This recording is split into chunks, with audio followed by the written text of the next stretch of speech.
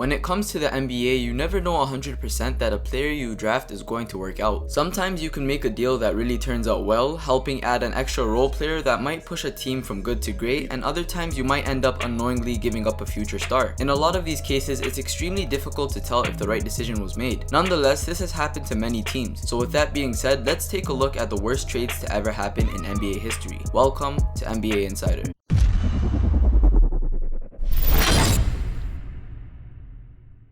Tyson Chandler was drafted by the Los Angeles Clippers and traded on draft day to the Chicago Bulls for Elton Brand. After several years of not meeting his potential in Chicago, the Bulls went out and signed Ben Wallace and immediately turned around and sent Chandler to the New Orleans Hornets. In return, they got PJ Brown and J.R. Smith. PJ Brown played one season with the Bulls and J.R. Smith was waived before even putting on a uniform. Tyson Chandler would eventually develop into an All-Star and NBA champion. The Oklahoma City Thunder took James Harden with the 3rd overall pick in 2009 and used him off the bench as a scoring 6th man for 3 seasons. But just before the 2012-2013 season, the Thunder made a decision to trade Harden to the Houston Rockets in return for Kevin Martin, Jeremy Lamb, and draft picks that were used on Steven Adams and Mitch McGary. Harden immediately transformed into a star, averaging 27 points per game over the last 4 years with the Rockets. After Horace Grant left Chicago to play with the Orlando Magic, the Bulls were in need of a rebounder. They decided to make a deal with the San Antonio Spurs to get rebounding legend Dennis Rodman. However, Rodman was already 34 years old and his best seasons were already behind him, so the Spurs gave him to Chicago in exchange for backup center Will Perdue. Unfortunately for them, Rodman ended up having 3 more great careers, leading the NBA in rebounds per game and helping the Bulls win 3 championships. The Minnesota Timberwolves drafted shooting guard Brandon Roy with the number 6 overall pick in the 2006 draft, and then immediately traded him to the Portland Trailblazers for shooting guard Randy Foye, who was taken with the next pick. At the time, Randy Foye never proved to be anything more than a backup guard. Brandon Roy, on the other hand, quickly developed into a star in Portland. Unfortunately, knee injuries ended his career early, but it was still a major mistake by Minnesota.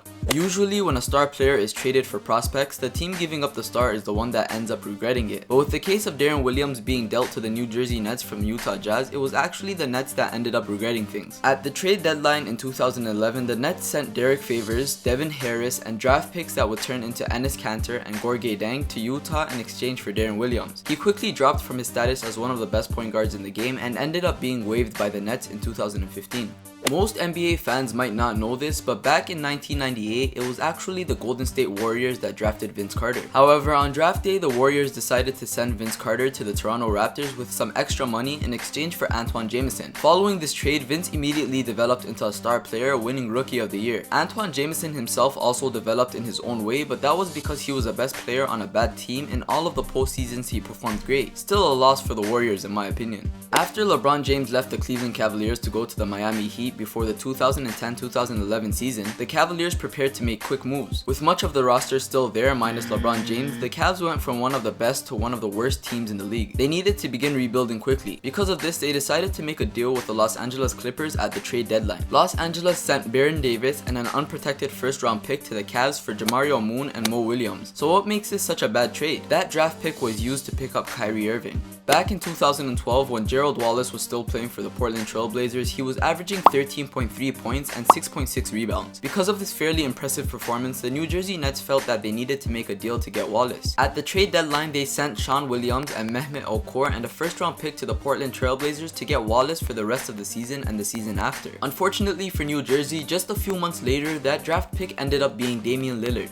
Back in 2002, the Boston Celtics found themselves to be contenders once again behind stars Antoine Walker and Paul Pierce. In order to strengthen their front line and bench, they made a deal sending rookie shooting guard Joe Johnson to the Phoenix Suns in exchange for veteran forward Rodney Rogers and guard Tony Delk. Sure, the Celtics made it to the Eastern Conference Finals that year, but giving up Johnson ended up being a huge mistake. He averaged 18.5 points per game over his next 7 seasons and made 7 All-Star teams in his career. When the Cincinnati Royals traded Oscar Robertson to the Milwaukee Bucks, he was already 31 years old and it appeared to be the right move to get something in exchange for the aging star. While he would only play for 4 more years in the NBA and his stats did decline, Robertson helped the Bucks win the NBA championship in 1971. Charlie Paulk and Flynn Robinson, the players the Royals received in the deal, were complete non-factors for the team, making this one of the worst NBA deals in history.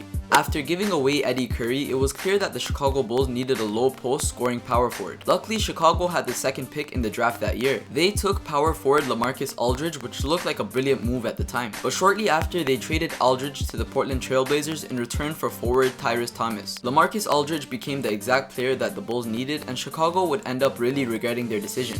Back in 1992, Charles Barkley had proved himself as one of the better power forwards in the NBA. So while he was 28 years old, it was confusing as to why the Philadelphia 76ers decided to trade him. The Sixers sent him to the Phoenix Suns in exchange for shooting guard Jeff Hornacek and 2 bench players. This bad choice created a lot of awful seasons over the next 6 years. Barkley, on the other hand, would help lead the Suns to the 1993 NBA Finals and win the MVP award that season. Back in 1976, the NBA was undergoing a multiple draft of players from the Spirits of St. Louis. The Trailblazers took a 21-year-old center named Moses Malone in the draft, but just 2 months later traded him to the Buffalo Braves. Moses Malone would only play 2 games that year for the Braves before being traded yet again to the Houston Rockets, where he averaged 26.1 points and 15.3 rebounds over the next 5 seasons.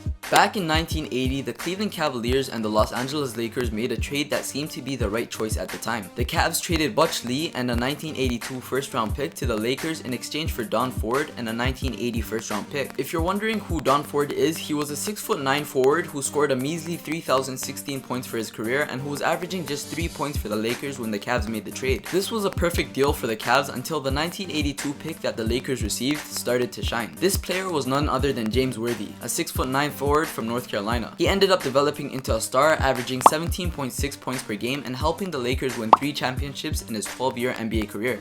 On draft day in 1987, the Seattle Supersonics held the number 5 overall pick. They took a defensive small forward named Scottie Pippen, but later would trade him to the Chicago Bulls for a center named Olden Polynice. The Sonics needed a center, so the deal made sense at the time. Although Olden averaged only 5 points and 4.5 rebounds in his 5 years with the Sonics, Scottie Pippen won 6 NBA championships with the Bulls and developed into one of the top players in NBA history. In Vince Carter's 7th year in Toronto, things weren't working out. The Raptors were no longer a title contender and Carter's scoring and shooting numbers had taken a decline. So in December 2004, Toronto traded Carter to the New Jersey Nets in a massive package deal that included center Alonzo Mourning and a few draft picks. The Raptors ended up releasing Mourning, and the draft picks turned out to be bench players Jory Graham and Ronaldo Balkman. Carter, on the other hand, averaged 22.9 points per game over his next 4 seasons. Back when the Houston Rockets were still in San Diego, they drafted a center named Elvin Hayes, who was the number 1 overall pick back in 1968. He played 4 seasons there, averaging 27.4 points and 16.3 rebounds per game. But in the summer of 1972, the Rockets traded their 26-year-old star to the Baltimore Bullets for small forward Jack Marin, who was a nice player but not Elvin Hayes. The Bullets eventually moved to Washington, D.C., where Hayes would help lead them to a championship in 1978. Tim Hardaway was once one of the most dynamic point guards in the league for the Golden State Warriors. Unfortunately, a knee injury forced him to miss the entire 1993-1994 season, and after his return, he just wasn't the same. Because of this, the Warriors decided to trade him in the middle of the 1995-1996 season to the Miami Heat in exchange for point guard Bimbo Coles and center Kevin Willis. While Hardaway would continue to be a star with the Heat, Coles was merely a backup point guard and Willis was released after just 28 games. The Milwaukee Bucks held the 9th pick in the 1998 NBA draft and they used it to select German forward Dirk Nowitzki. Later in that draft, the Bucks packaged Nowitzki and Pat Garrity, who they had selected with the 19th pick, to the Dallas Mavericks for powered forward Robert Traylor. While Nowitzki would become a superstar over the next 18 years and counting, winning an NBA championship, a league MVP, and countless other awards, Traylor averaged 4.8 points and 3.7 rebounds per game over his 7-year NBA career.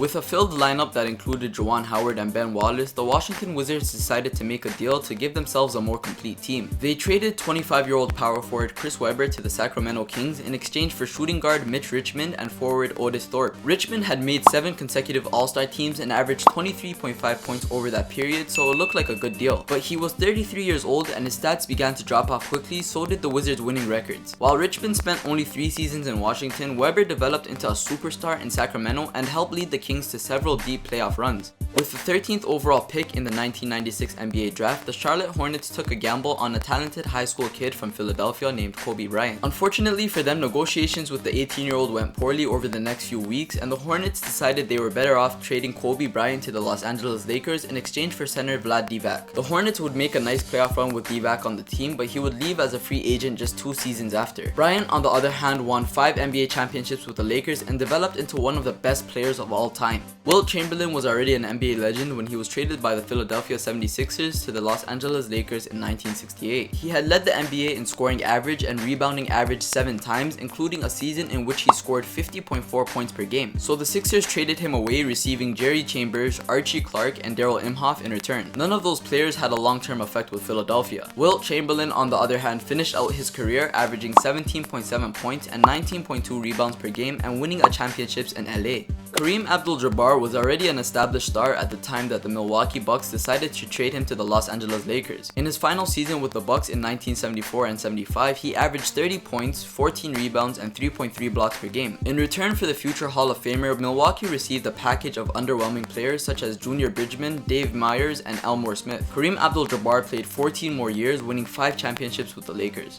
Many people don't even realize that Boston Celtics legend Bill Russell wasn't originally drafted by the Celtics. Back in 1956, he was actually taken in the draft with the number 2 overall pick by the St. Louis Hawks. That same day, the Hawks turned around and traded Russell to Boston in return for Cliff Hagan and Ed McCully. Hagan would actually have a nice career with the Hawks, but Bill Russell would become one of the greatest defensive players ever. He would go on to lead the league in rebounding 5 times and averaging 22.5 rebounds per game for his career while winning 11 championships in his 13 NBA season. And that concludes the video. As always, if you enjoyed this video and would like to see more content, make sure to leave a like and subscribe. If I made any mistakes or missed anything that you felt should have been included, please let me know. Also, if you have any recommendations for future videos such as interesting stories or topics like this, please feel free to leave them in the comment section down below. As always, thanks for watching NBA Insider.